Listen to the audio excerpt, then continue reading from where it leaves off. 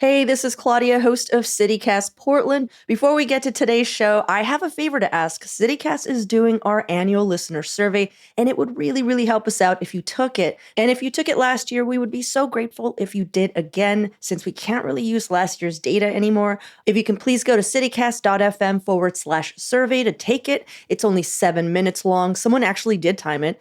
That's citycast.fm/survey. And when you take the survey, you'll also be eligible to win a $250 Visa gift card and some CityCast Portland swag. So there might be something in it for you. That's citycast.fm/survey. Thank you for considering.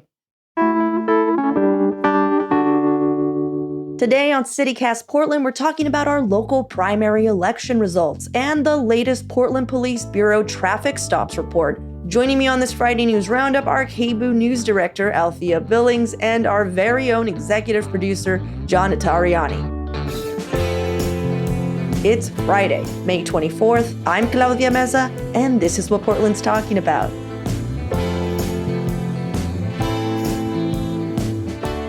Welcome, everyone, to the Friday News Roundup. Althea, John, thank you for being here. Hello. Hello, hi. Althea, I feel like I haven't seen you since I was on your show. Yeah? Almost a month ago. And I gotta say, it was so cool seeing you do your thing. That's nice of you to say. I mean, it's fun to meet friends in 3 dimensions that have previously only been on the video screen. And thank you so much for coming again.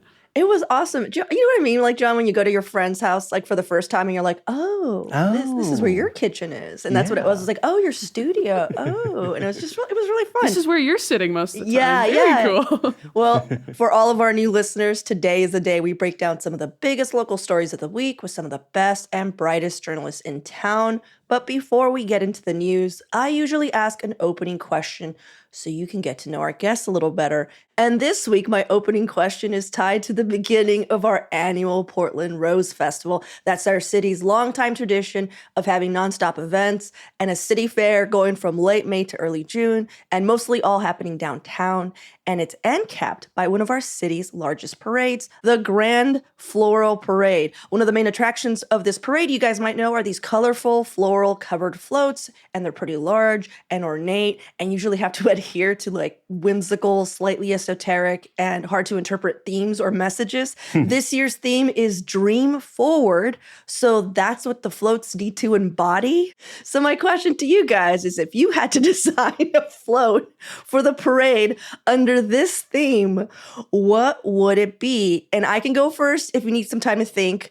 I hate being stifled with restrictions in creative endeavors, John, as you know. So I know immediately I'd be annoyed there was a theme. So I would go the route of malicious compliance, and I create a giant float of someone asleep on a bed that's slightly tilted forward, like just like raised a little so it looks like the person might fall off. Old-timey sleepwear, like a sleeping cap and all that would be involved, and I would just have little sheeps jumping over the bed just to drive it home. That's sweet. That's cute. And that's elaborate. Nailed it. It's a lot more elaborate than what I am thinking, because I'm thinking about the future and like what is certain in the future in Oregon. And the only thing that I think is certain— Do not say wildfires. In the future in Oregon, no, it's not wildfires. We don't know whether there's going to be wildfires or not, but we do know there's going to be a catastrophic earthquake. So I'm going to do the big one float. It is just going to be strewn with rubble. It's going to take me like 15 minutes to build, and I'm going to win the parade. Oh my God, I love this float so much. I want you to come through, and at the end, it just says, like, better be prepared, and, like, that's your positive message. Like, you're scaring everyone into buying more water. They didn't say what type of dream. Like a catastrophe of flowers. I love it. The Portland Nightmare. So good. What about you, Althea? I love that. I mean, the Dream Forward immediately made me think of, like, some mega corporation rebrand when it's like, you know, they're both making chocolate and they're also a defense contractor. And you know what we're about? Dream Forward. Let's marry all of the different companies that we've conglomerated. You know, that's what it made me think of. But I really like that both of yours involved a sense of motion, a sense of either almost being falling out of the bed or, you know, I guess all of our infrastructure crumbling. That's pretty, like, there's going to be movement there. So maybe focusing more on the forward aspect, and it's just sort of like combining these ideas, sort of just a cacophony of flour-encrusted things about to fall over, such that people are like, oh, wait, no, new idea, Rube Goldberg machine. Sorry, that's better. Sorry, that's better. Oh my God. Were you just setting all this up to think about something? Were you just like buying yourself time? Because that was like the longest hemming and hawing for a fucking idea I've heard in so long. And then midway, you're like, oh yeah, Rube, yeah. Oh, wait, no, sorry. Funny things in motion? That's a Rube Goldberg machine. That's more fun. I love it. We're dreaming forward as a little ping pong ball rolls down a chute and then knocks over a cup and then turns on a fan and, that kind of thing, but all the way around the float at all times. That's my idea. You know what, guys? We were going to talk some news. I think we should just continue just spitballing some floats here because I think that we really went off on a good one here. All right, guys. Thank you so much for your answers. On to the news of the week. Normally, each of us grab a headline that caught our eye that week and discuss it with the class. But since we went through some elections, our primaries, we thought we'd talk through the results. John, do you want to start us off with what might have been one of our most contentious local races? Yeah, most contentious, I'd say most high profile by far. We're going to have a new district attorney. Multnomah County District Attorney Mike Schmidt lost his reelection bid. Nathan Vasquez, currently someone who works for Schmidt as the senior deputy district attorney, is going to be the new Multco DA next year. Schmidt officially made a statement conceding the race on Wednesday afternoon. As of this morning, Thursday morning, the numbers are at about Vasquez with 54% of the vote, Schmidt with 46% of the vote. That could still wiggle a little bit because there's still some tabulation of votes that are coming on. But like anything above 50%, that means there's not a runoff election that's going to be coming.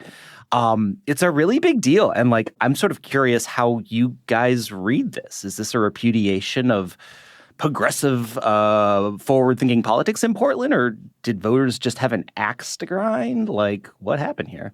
I mean, one of the things that it immediately made me think of was some maybe parallels to how Mike Schmidt was elected back in 2020. Not necessarily that he's taking office early or stuff like that, but that it does feel like, oh, we're breaking with tradition. One of the things it made me wonder is there really an incumbency advantage when you're talking about a position like a district attorney?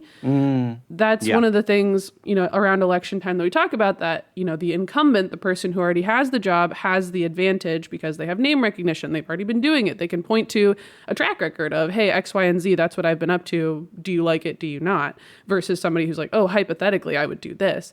But with a job like the district attorney's office, and Mike Schmidt wanting to do X, Y, and Z, which were more progressive policies that may or may not have been within his scope or may or may not have worked. I just wonder if that sort of like thinking about incumbency advantage really applies to a job like the district attorney. Yeah, I was just like, well, isn't this what is happening in other cities with progressive DAs right now? Like, didn't a progressive DA in San Francisco lose re-election or was like recalled or something like that, John? Yeah, that was a couple years ago, Chesa Boudin, which was a huge headline. And Claudia, when we first had Schmidt on the show before we taped, I got him on the phone. I asked him, like, do you think you're going to be another Chesa Boudin? And of course, he was like, no, that's not going to happen here. But lo and behold, several years later, and a very high profile, very outspoken progressive district attorney gets the boot. Yeah. I do want to also say something to what Althea said. She was saying, how we voted in Schmidt when we were doing it. And what I didn't hear, which I felt was like, it was a reaction. It was a strong reaction to the George Floyd uprisings. And that's what it felt like. We were just ready for reform.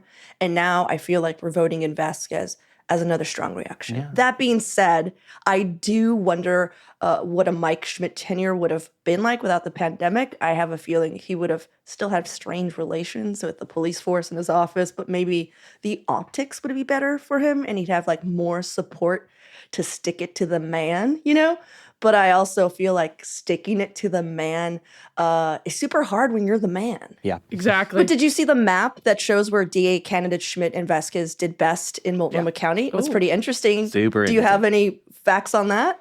Yeah, I mean, looking at the map, I'm sort of going to have to generalize. But basically, everything west of the Willamette River, everything on the west side went to Vasquez. Everything sort of east of that, up to a point, and most of North Portland, very strong for Schmidt. But then you get to around 82nd, and all of a sudden it flips to Vasquez again.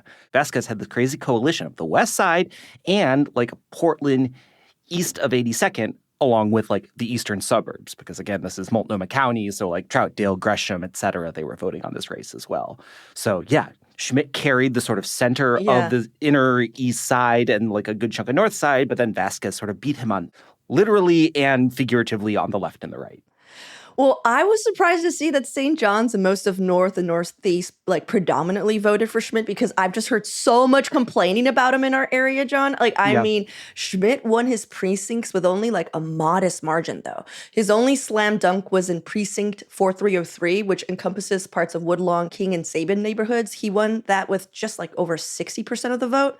Mm-hmm. But compare that to Vasquez's like slam dunk, which was 90% of the vote in precinct 4901. And honestly, I don't know how, because that district is basically water and government island.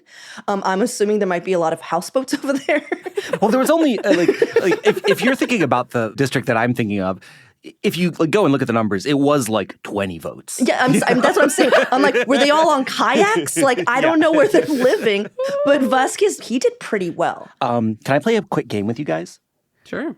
Can we play guess which national publication wrote this headline about the race? Oh, let's go. All right.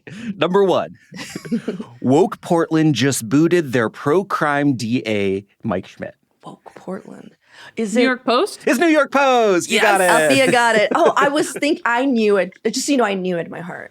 Oh, I believe you. I'm a really big New York Post fan, so I'm so glad that they're talking about us. I love the New York Post. Okay, go on. Okay. Number 2, Democrats beware. A progressive DA fights for his job in hipster Portland. Fox? Daily Mail. That was Politico. What? Really? Yeah.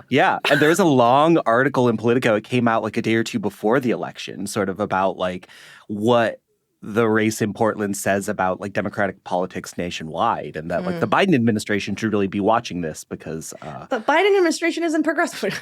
The Biden administration is fine. No one's accusing him of being too progressive. Is that what you're saying? I know. Oh, that guy's really going to change some things around here. Oh. Whether this is a real thing or not, yeah, people nationally are talking about the challenges that progressive or even just centrist Democratic politics on crime are going to have with voters this fall.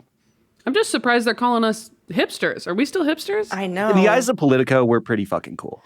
We are pretty fucking cool. I mean, when you think about it, they're just jealous. They're so jealous. We just know stuff that they don't know about yet. Yeah. Well, studies have shown that crime is not dependent on the type of DA we have, progressive or conservative. Mm-hmm. It is hard to shake that visual information of like really cool people walking around in a town in like what appears to be, a dystopian valley. So I understand why people are thinking this, but I just find it kind of funny where I'm just like, but there's data that shows like it just doesn't matter. Yeah. Like what's going to matter is like the socioeconomics of like how people are living. Yeah. Imagine that. Yeah. Well, let's take a quick poll. Are you guys going to be doing less crimes in the next several years, personally? My personal crime rate, I think, will stay the same. Okay. Hopefully. I don't know, though.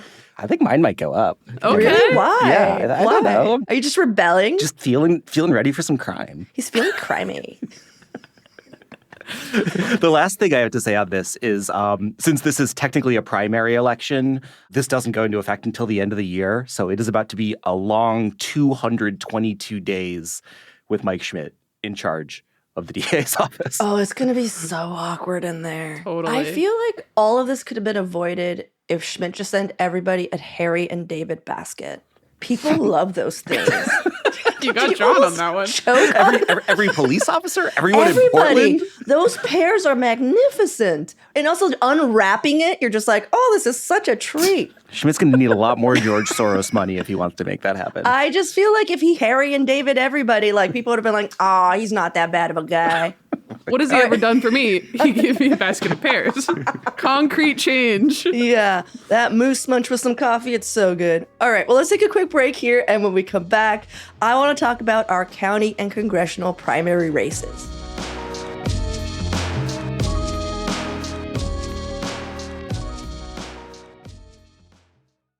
All right, well, let's talk about the two most talked about U.S. House races. Was anyone surprised that Maxine Dexter and Janelle Bynum won the Democratic primaries for their districts? I was not surprised that either of them won, but I was surprised at how quickly and how far ahead Dexter got. I was watching the returns coming in on Tuesday night, and like at the first drop, she had such a wide lead on Jayapal, which goes to show that outside spending and negative campaigning really works. Woohoo! Yeah. With all of those factors in the mix, it's not terribly surprising, I would say. I don't know if I heard too many people calling it from 2 weeks out based on the sort of media attention that Dexter was getting. But, people cast their votes at all different times throughout that process. So it can be kind of hard to say. Yeah. Did you guys see the AIPAC tweet about Dexter's win? That's the American Israel Public Affairs Committee. I did, and it was in poor taste, I thought. You want me to give the context there? Yeah, go for it. So, like you said, a lot of outside spending came into this race. There was this action fund, the 314 Action Fund, that put a lot of money into spending for Dexter ads.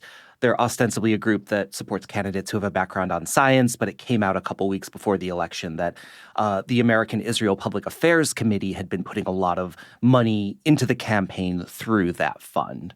So, yeah. Well, I hope that this doesn't mean that Sushila Jayapal, steps away from politics, because she seemed like a really interesting candidate, and I want to continue hearing her voice, She was great on the Multnomah County Commission. Well, let's talk about Janelle Bynum and Jamie McLeod Skinner's race.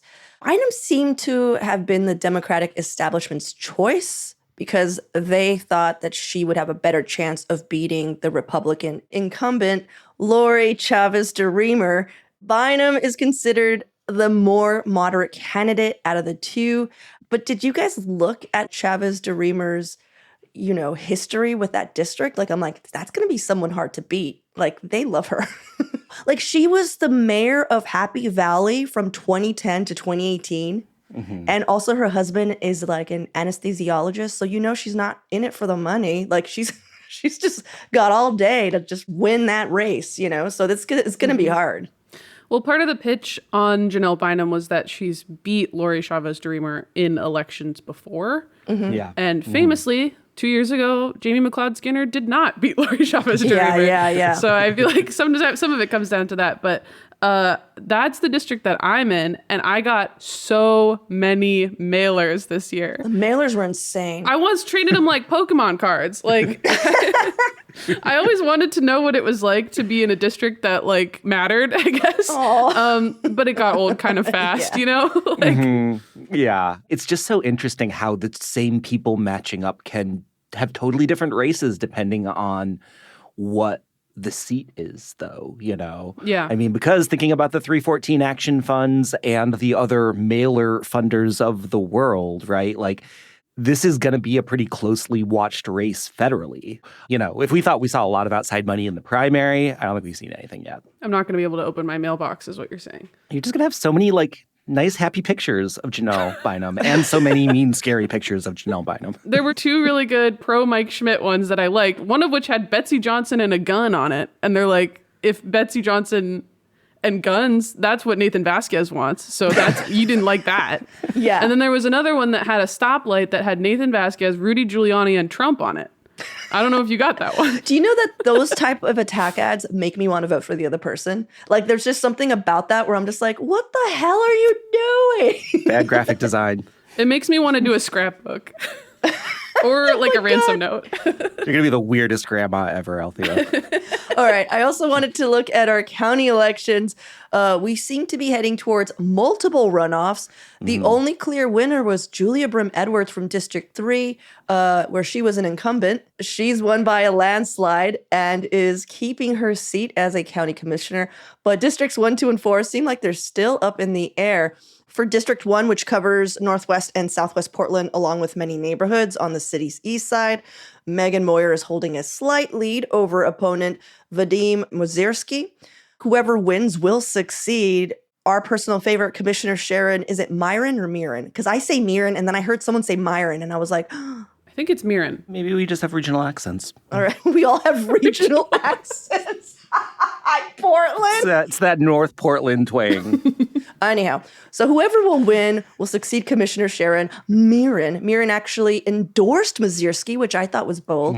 And she thinks his background as an immigrant and experience as a judge will bring a unique voice to the commission. Moyer was backed by a lot of unions and former and current elected Democrats. She also has a really interesting background in politics, unions, nonprofits, and construction. So who knows? Might come in handy. Building the future, some are saying. Yeah. Did you see what was going on in District 2, John?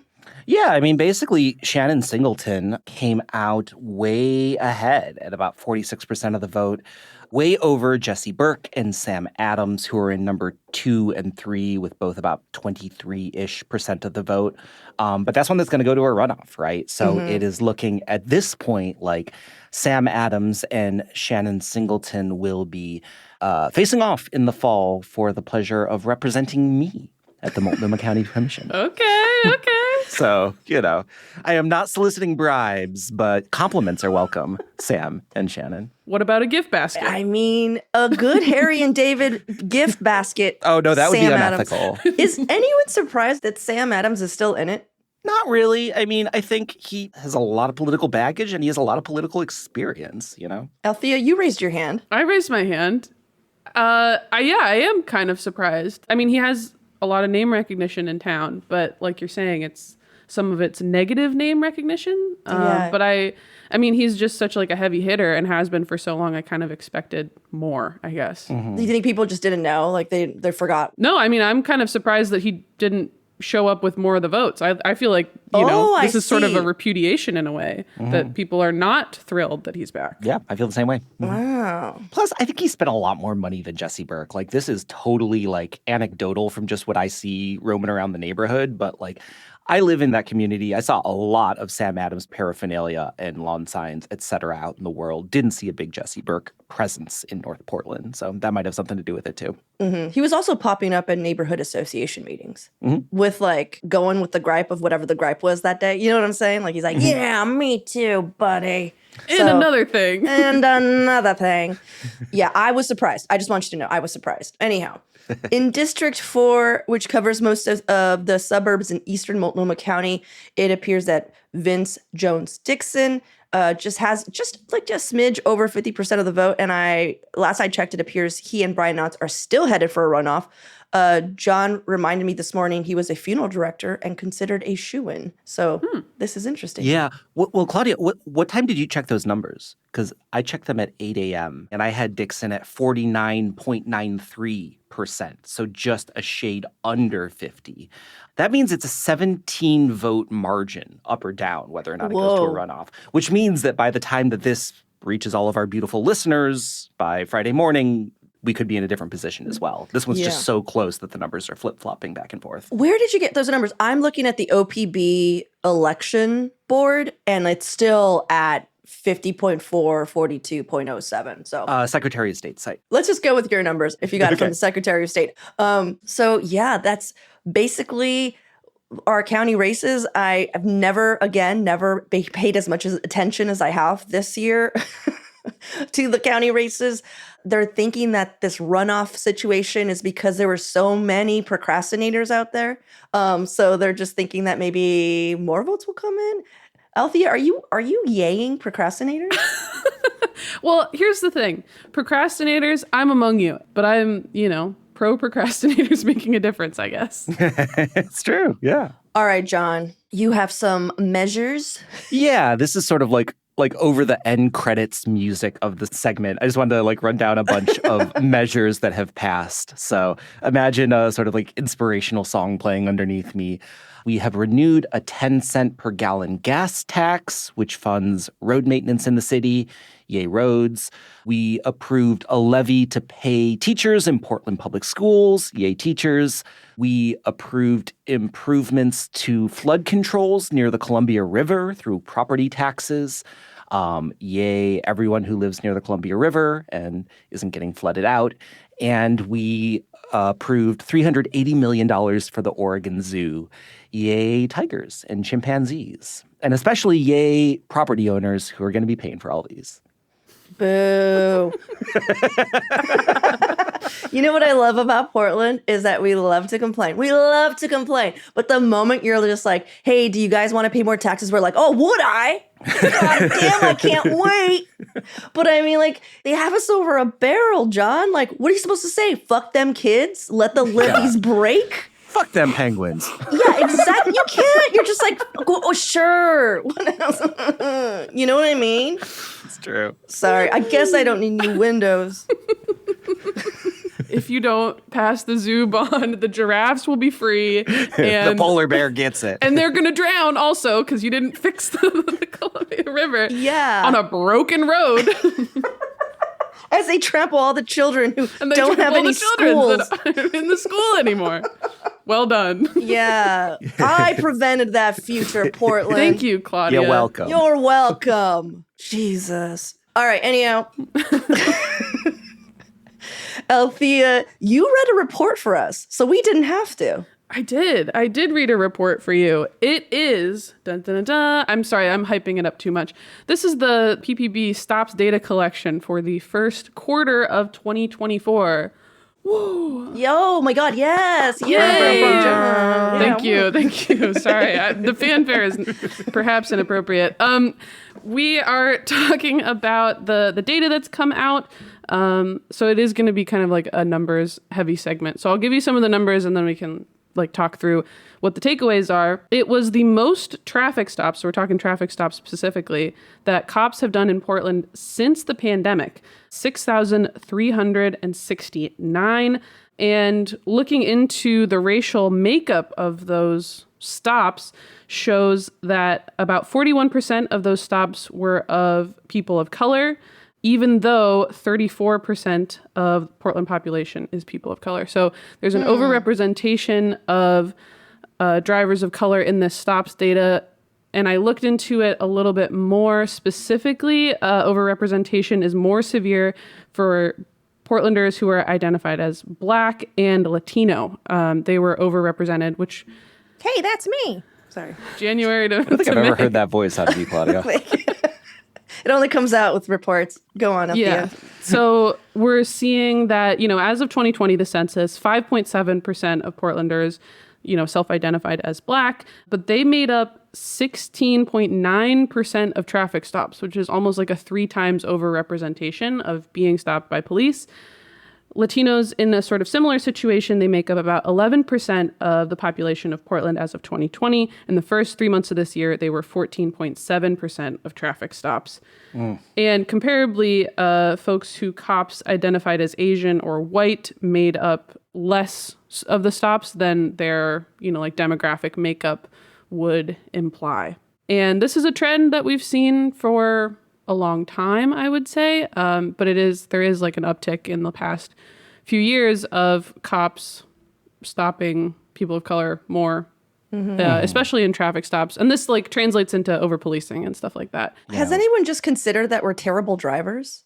Has there just been No. Nobody on this podcast is going to agree with you on that, Claudia. I love I get to say this. Does anyone just put us on a maybe we're just awful driver. Maybe there is no racism, you guys. Maybe we're just really bad at driving.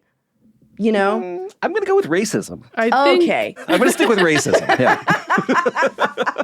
But no, John, there's someone out there though that just is like, well, they're terrible at driving, so it's clear. Oh my God. Yeah. They can't follow the rules. So well, this isn't in this report, but I would be interested to see how much of those are moving violations of, speeding or whatever, compared to somebody has a tail light out or exactly an expired tag.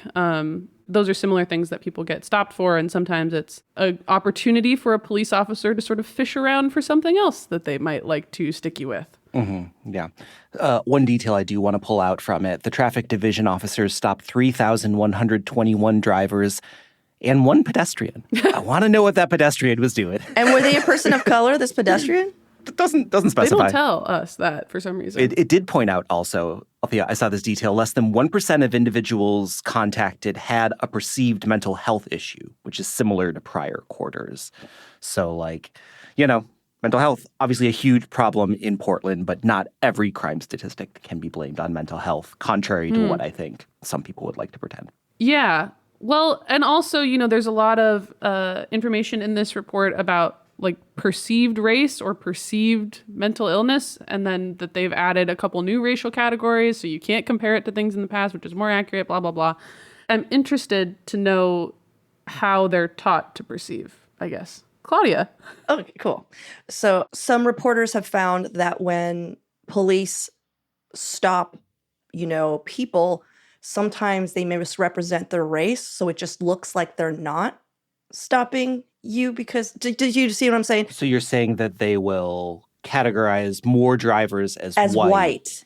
And I was one of those. Just so you know, I do like to speed occasionally. Personal crime rate. Especially in Astoria, let me tell you. Ooh. And so I got pulled over in Astoria, and immediately and look at me, guys, look at me. I'm not a white Latino, let's put it that way. And so I saw it and I was like, oh man. And I called and I was like, is there any way to change this? And they're like, what are you talking about? Like, no. And I was like, if you don't have Mexican or Latin, is there native, indigenous? Just like, no. And I was just like, I know what's happening right now. It's weird. Don't do it, Yeah. So the suggestion then is that the disparities might even be higher than what is being reported. That's what I'm saying. Mm-hmm. Yeah. Look at John pulling out points from my random talks. Dot here, dot there, connecting them. Yeah. So that's what I think, actually. I think this report is very, very underreported. Yeah. Well, Althea, thank you so much for reading that report for us. It was 11 pages. I feel like you're kind of giving me my flowers. I appreciate it. But 11 more pages than I read. John, did you read 11 pages of anything before we started, recording? I didn't read a single thing. Everything I've just said has been completely just fabricated off the top of my head. I'll chat GPT here. Oh. This is actually the show. A lot of people don't know this, but we're all AI. Yeah. Except for our guests. It's really uncomfortable for them.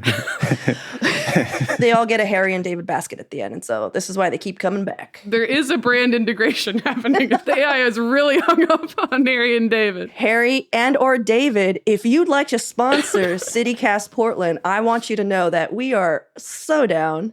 Give me them pears. All right, guys, thank you so much for hanging out. Althea, I'm sorry. Give me them pears. It's crazy.